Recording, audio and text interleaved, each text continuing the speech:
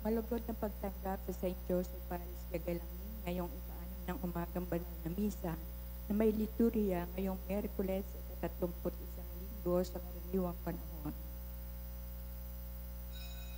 Tumayo po ang lahat at tayo makiisa sa Eucharistikong pagdiriwang na pamumunuan ng Reverendo Padre Douglas Badong, our Parish Priest.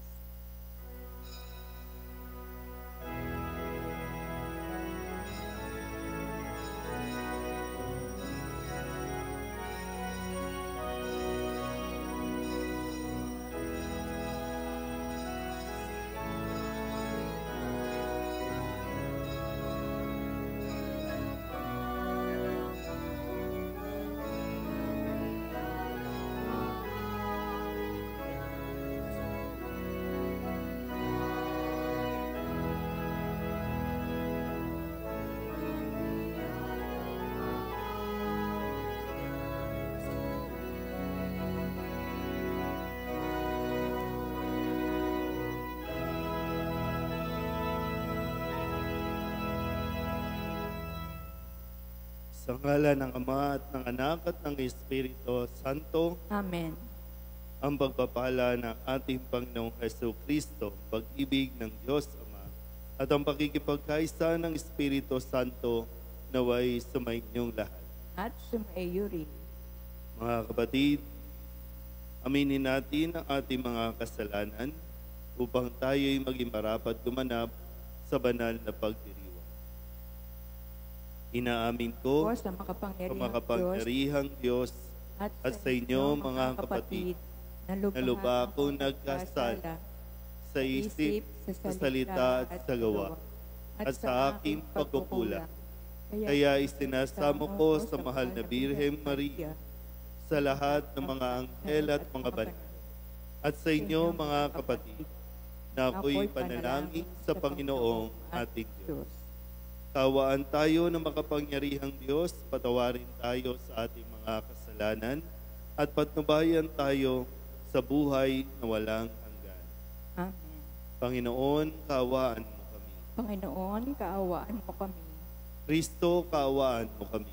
Kristo, kaawaan mo kami. Panginoon, kaawaan mo kami. Panginoon, kaawaan mo kami. Manalangin tayo. Ama naming makapangyarihan, ang paglingkurang ka ayon sa iyong kasiyahan ay kaloob na iyong ibinibigay sa iyong mga hinirang. Gawin mo ang iyong mga pangako ay aming mapakinabangan ayon sa paraang iyong kinalulugdan sa pamamagitan ni Jesucristo kasama ng Espiritu Santo magpasawalang hanggan. Amen.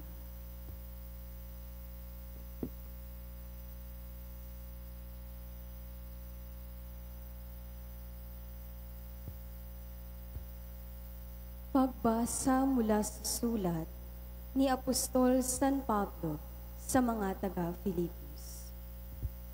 Mga minamahal, higit na kailangang maging masunurin kayo ngayon kaysa noong kasama ninyo ako.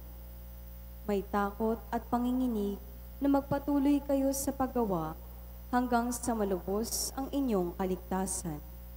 Sapagkat ang Diyos ang nagbibigay sa inyo ng pagnanasa at kakayahang maisagawa ang kanyang kalooban.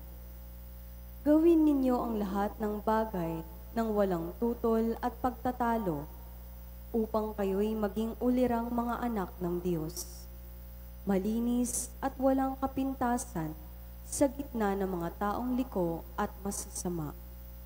Sa gayon, magsisilbi kayong ilaw sa kanila, tulad ng talang nagniningning sa kalangitan, samantalang inihahatid ninyo sa kanila ang balita ng kaligtasan. Pagdating ni Kristo ay may pagmamalaki ko kayo, sapagkat hindi nawalan ng kabuluhan ang aking pagpapagal.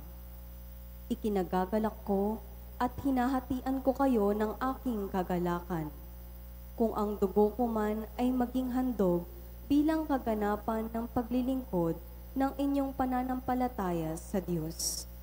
Kung magkagayon, dapat din kayong magalak at hatian ninyo ako ng inyong kagalakan. Ang salita ng Diyos. Salamat sa Diyos. Panginooy aking tanglaw, siya'y aking kaligtasan. Panginooy aking tanglaw, siya'y aking kaligtasan. Tanglaw ko'y apoon, aking kaligtasan, kaya walang takot ako kanino man. Sa mga panganib kanyang iingatan, kaya naman ako'y walang agam-agam. Panginooy aking tanglaw, siya'y aking kaligtasan. Isang bagay lamang ang aking mithiin, isang bagay itong sa poon hiniling. Ang ako'y lumagi sa banal na templo, upang kagandahan niya'y mamasdan ko, at yaong patnubay niya ay matamo. Panginooy aking tanglaw, siya'y aking kaligtasan. Ako'y nananalig na bago mamatay, masasaksihan ko yaong kabutihan, na igagawad mo sa mga hinirang. Sa Panginoong Diyos, tayo'y magtiwala, ating patatagin ang paniniwala, tayo ay umasa sa Kanyang kalinga. Panginooy aking tanglaw, siya'y aking kaligtasan.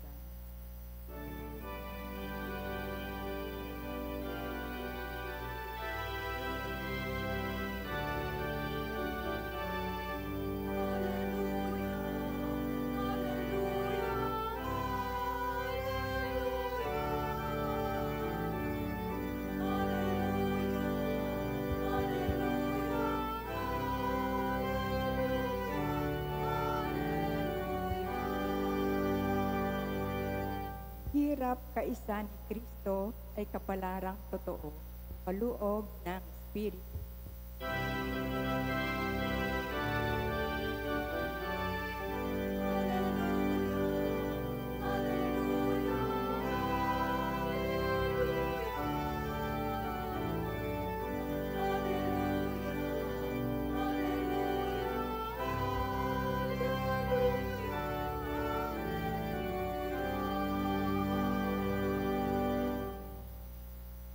Sumainyo ang Panginoon.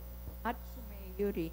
Ang mabuting balita ng Panginoon ayon kay San Lucas. Papuri sa iyo, Panginoon. Noong panahong iyon, sumama kay Jesus ang napakaraming tao.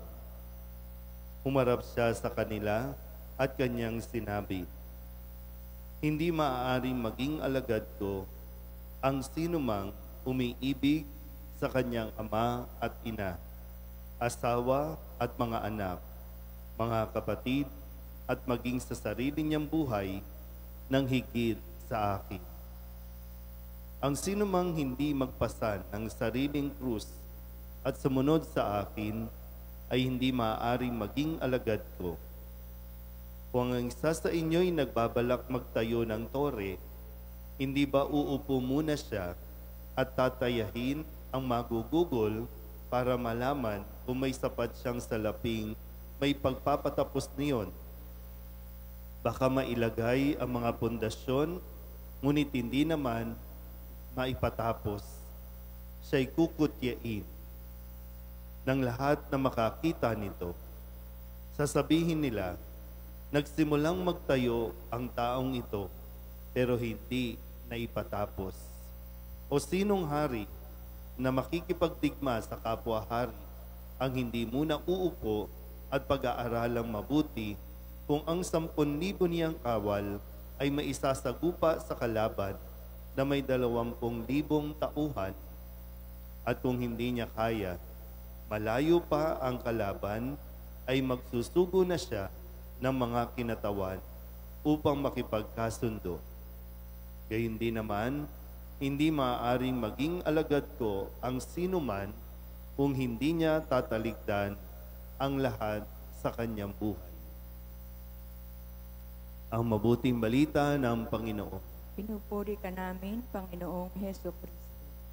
Isang magandang umaga po sa inyong lahat. Magandang umaga din po, Father. Ngayon po ay Miyerkules ng ika-31 linggo sa karaniwang panahon. At habang tayo po ay papalapit sa pagtatapos ng kalendaryo sa liturhiya ng ating simbahan, kung kaya't ang mga tema po lagi ay patungkol sa paanyaya sa atin patungo sa kaharian ng Diyos. At ngayon, sinasabi nga sa atin na pag-isipan natin na mabuti ang atin pong ginagawang pagsunod o paglilingkod sa Diyos. Hindi po automatic na tayo ay nagsisimba araw-araw, pasok na tayo sa langit. Huwag nating isipin ganon, oy, nagsimba ako ngayon o nagsimba ako araw-araw, check, o pasok na sa langit. Hindi yun ang nagiging basihan. Bagamat, nagiging gabay ito para masuri natin kung saan nga ba tayong patungo na direksyon.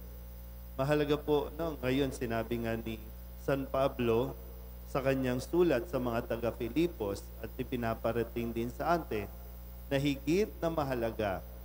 Sabi po niya, lalo tigit ngayon. Kasi nga, papatapos na tayo sa liturhiya. Hindi natin alam kung aabot pa ba tayo doon sa panibagong taon. Pero ang sabi, mas higit ngayon na tayo ay dapat maging masunurin. Sabihin nyo nga po, masunurin. Obedience po, maging masunurin. Kaya nga, ito bang ginagawa natin paglilingkod? Gusto ba natin talagang sumunod sa Diyos? O ang gusto natin, ang Diyos ang sumunod sa atin? Lord, gusto ko ito. Bigay mo ito sa akin. Kailangan sumunod ka. Kaya nagtatampo tayo kapag hindi na ibibigay ng Diyos yung inihiling natin. So sino nga ba talaga ang sumusunod? Tayo ba talaga ang sumusunod o ang gusto natin siya ang sumunod? Kaya sa Ebanghelyo, ang sabi rin ni Jesus, hindi pwedeng maging alagad ko. Ang sino mang gustong sumunod sa akin, kailangan po ito maging malinaw. Sabi po dito, ang sino mang umiibig sa kanyang ama at ina, asawa at mga anak, mga kapatid, maging ang sarili niyang buhay nang higit sa akin. Ano ang unang utos? Ano ang unang utos? Ibigin mo ang Diyos. Yun yung number 1. Kaya lang, baka nagiging hadlang kasi sa pagsunod natin, gina-justify natin, ginagamit natin, pamilya. Kaya marami, kahit gumawa ng masama, kasi sinusunod, pamilya. Kahit magnakaw, kasi ang sabi ng pamilya, sabi ng magulang, okay lang yan, maging korap ka, okay lang yan. Manloko ka, okay lang yan. Kasi ang sinusunod natin, pamilya. Kasi sabi nga, malalim ang ugnayan ng pamilyang Pilipino. So, ngayon, pag nilaya natin, paano tayo makakasunod kay Kristo kung ang sinusunod natin, mga mali na nanggagaling sa pamilya? Malinaw naman, Sabi ni Jesus, nang higit sa akin. Hindi binabaliwala ni Jesus yung utos na igalang mo ang iyong ama at ina. Yung sinasabi din na ang pinagsama ng Diyos, huwag paghiwalayin ng tao. Ito yung mga utos niya. Pero po hindi pwedeng mangibabaw ito kaysa sa pag-ibig sa Diyos. Higit sa lahat, unang-una pag-ibig sa Diyos. Kasi kung, tandaan po natin hindi lahat ng sumusunod sa tao, sumusunod sa Diyos. Pero kapag ang isang tao marunong sumunod sa Diyos, kayang-kaya niyang sumunod sa mabuting utos ng tao. Sunurin. Kailangan tayong maging masunurin ngayon kaysa sa kung ano ang gusto lang nating gawin. Tawa, kahit sa amin po dito, sa mga naglilingkod sa simbahan, hindi mahalaga ito yung ginagawa na namin noon pa. Wala ka pa dyan, Father. Ito na yung ginagawa namin. Kaya, nagiging masuwayin na tayo. Lagi, binabalik tayo sa pinaka-pundasyon at pinaka-importante din sa paglilingkod, ang maging masunurin sa Diyos. Kaya, ito bang, saan ba ako? Ito ba ay pagsunod ko sa Diyos o ito ay pagsunod ko na lang sa kung ano ang gusto kong mangyari? Amen? Magsitayo po.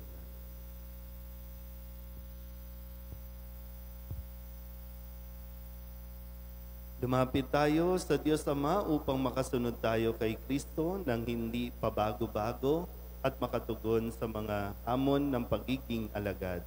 Ang ating pong itutugon, sa ngalan ni Jesus, pakinggan mo ang aming panalangin. Sa ngalan ni Jesus, pakinggan mo ang aming panalangin. Ang Santo Papa, mga obispo at mga pari, naway patuloy na magpakita ng tunay na pagiging alagad. Manalangin tayo sa Panginoon. Sa ngalan ni Jesus, pakinggan mo ang aming panalangin. Ating nawang iwaksi ang pananalig sa mga material na kayamanan at matagpuan ang tunay na katatagan sa Diyos. Manalangin tayo sa Panginoon. Sa ngalan ni Jesus, pakinggan mo ang aming panalangin. Tayo naway hindi tumalikod sa mga pagsubok at sa halip, harapin natin ang mga krus na dumarating sa ating buhay. Manalangin tayo sa Panginoon. Sa ngalan ni Jesus, pakinggan mo ang aming panalangin. Ang mga may pinapasang krus sa katawan, isip o espiritual na paghihirap, naway matutong lumakad sa mga yapak ni Jesus. Manalangin tayo sa Panginoon.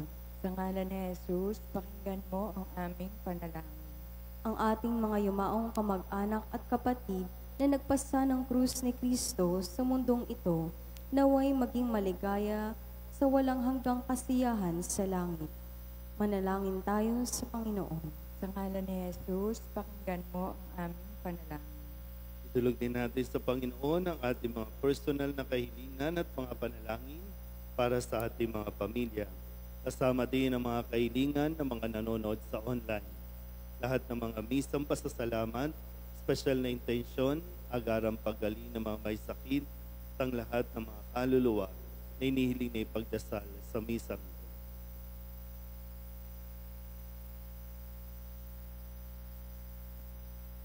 Ang lahat ng ito inihiling namin sa ngalan ni Kristo, aming Panginoon.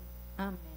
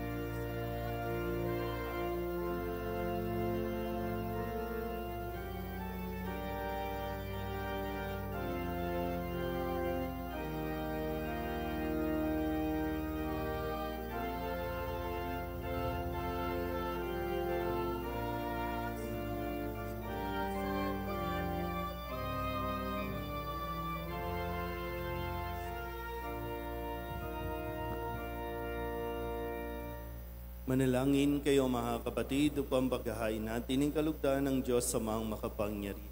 Tanggapin nawa ng Panginoon itong paghahain sa iyong mga kamay, sa kapurihan niya at karangalan sa ating kapakinabangan at sa buong sambayanan niyang banal. Ama naming lumikha, ang paghahain naming ito ay maging dalisay nawa at maging banal na pakikinabang namin sa iyong awang dakila sa pamamagitan ni Jesucristo kasama ng Espiritu Santo magpasawalang hanggan. Amen. Sumainyo ang Panginoon. At sumaiyo rin. Itaas sa Diyos ang inyong puso at diwa. Itinaas na namin sa Panginoon. Pasalamatan natin ang Panginoong ating Diyos. Marapat na siya ay pasalamatan. Ama naming makapangyarihan, tunay ngang marapat na ikaw ay aming pasalamatan. Sa iyong paglingap at kagandahang loob, ang tao'y nilikha mo at pinangangasiwa sa sansinukob. Sa hangad mong siya'y iwastong lubos, siya'y pinagdusa mo sa kanyang pagtalikod. Sa iyong pagiliw, iyong ipinahintulot na makabalik siya sa pamamagitan ni Kristo Jesus. Kaya kaysa ng mga anghel na nagsisiawit ng papuri sa iyo, nang walang humpay sa kalangitan, kami nagbubunyi sa iyong kadakilaan.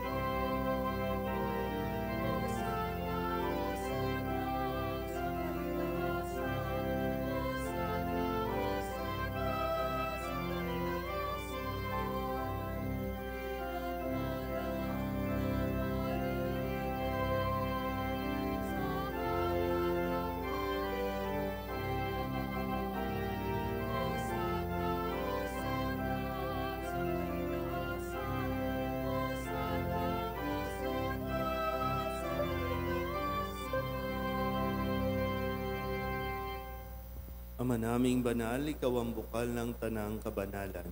Kaya't sa pamamagitan ng iyong Espiritu, gawin mong banal ang kaloob na ito upang para sa aming maging katawan at dugo ng aming Panginoong Hesu Kristo.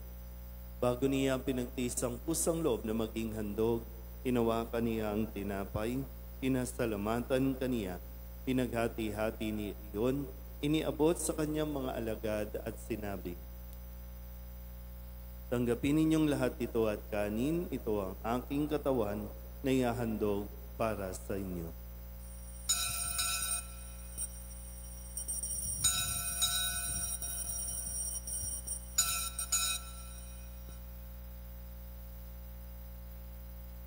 Hindi naman nang matapos ang hapunan, nawa kaniyang alis, muli kaniyang pinasalamatan. Iniabot niya ang alis sa kanyang mga alagad at sinabi, "Tanggapin ninyong lahat ito at inumin. Ito ang alis ng aking dugo ng bago at walang hanggang tipan. Ang aking dugo na ibubuhos para sa inyo at para sa lahat sa ikapagpapatawad ng mga kasalanan. Gawin ninyo ito sa pag-alaala sa akin."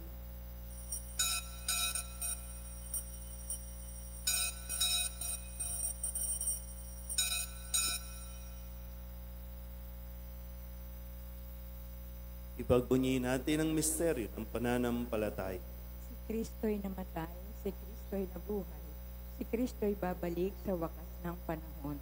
Ama, ginagawa namin ngayon ang pag-alaala sa pagkamatay at muling pagkabuhay ng iyong anak, kaya tiniaalay namin sa iyo ang tinapay na nagbibigay buhay at ang kalis na nagkakaloob ng kaligtasan. Kami nagpapasalamat dahil kami iyong minarapat na tumayo sa harap mo para maglingkod sa iyo.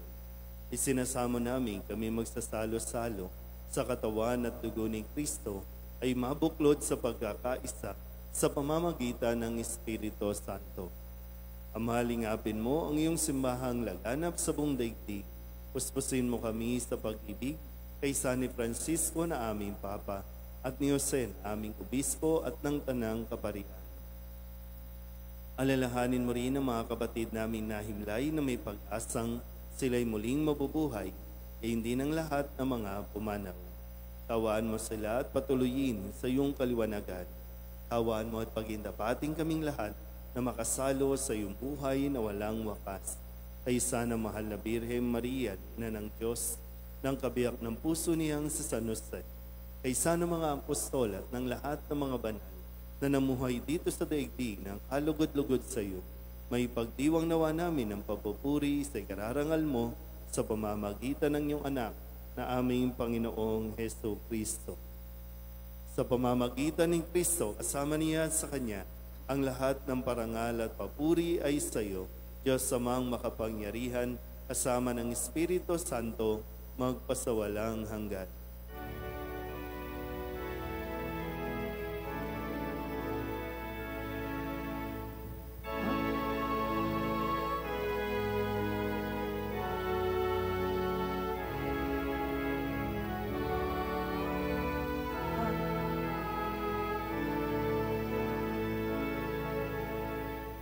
Buong kababaang loob tayong tumawag sa ating Panginoon ng Ama namin.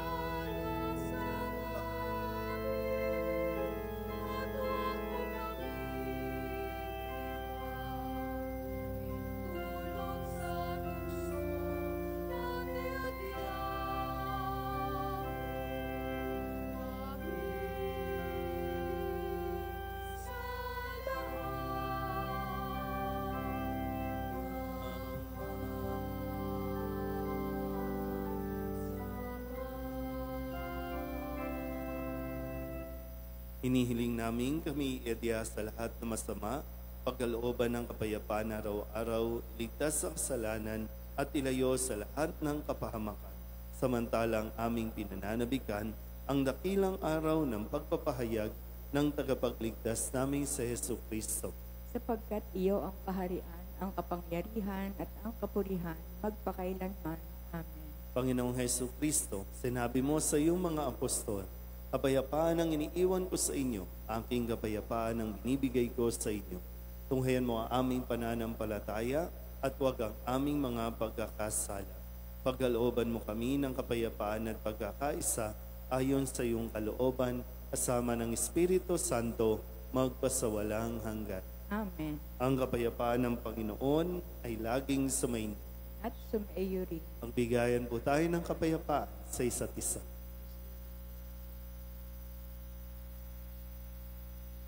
Kordero ng Diyos na nag-aalis ng mga kasalanan ng sanlibutan, maawa ka sa amin.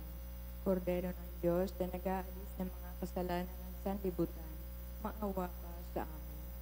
Kordero ng Diyos na nag-aalis ng mga kasalanan ng sanlibutan, ipagkaloob mo sa amin ang kapayapaan. Ito ang kordero ng Diyos. Ito ang nag-aalis ng kasalanan ng sanlibutan. Mapalad ang mga inaanyayahan sa kanyang piging. Panginoon, hindi ako karapat-dapat na magpatuloy sa iyo, ngunit sa isang salita mo lamang ay gagaling na ako.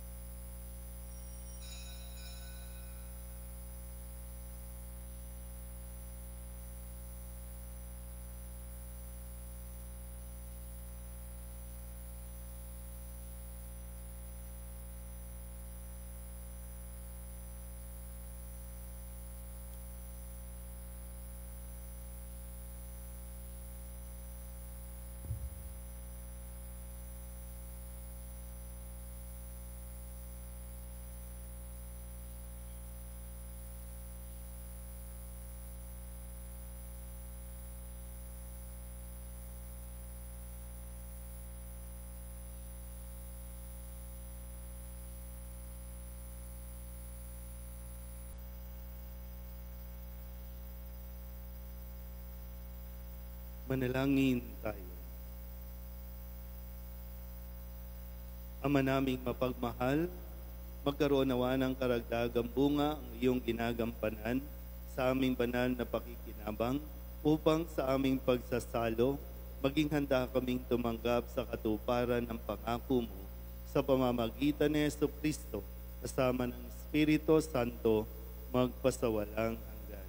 Amen.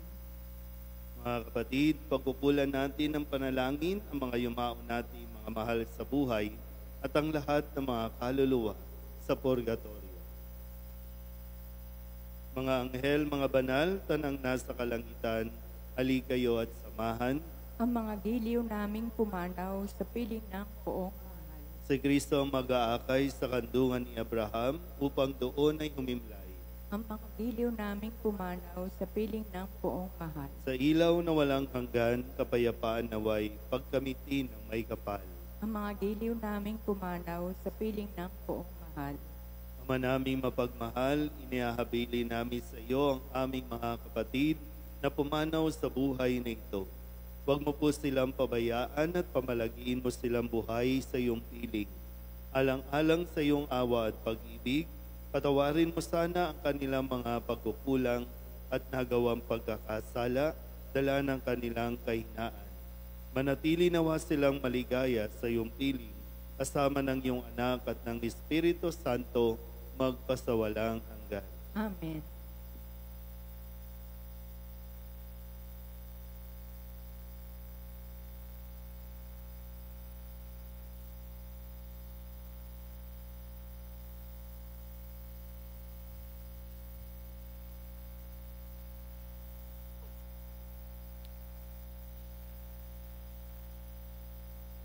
Kapayapaan kailanman ang igawad ng may kapal sa mga yumaong ating mahal. Sila nawa ay silayan ng ilaw na walang hanggan. Muli po, araw-araw po, maliban sa Monday, meron na po tayong misa ng 6 o'clock ng umaga. Hindi lang po araw ng Miyerkules, kundi mula Martes hanggang Sabado ay may 6 a.m. na misa na po tayo. Kaya pakisabi po sa inyong mga kakilala o kapitbahay na pwede na po silang makapagsimba ng umaga dito po sa tahanan ni San Jose.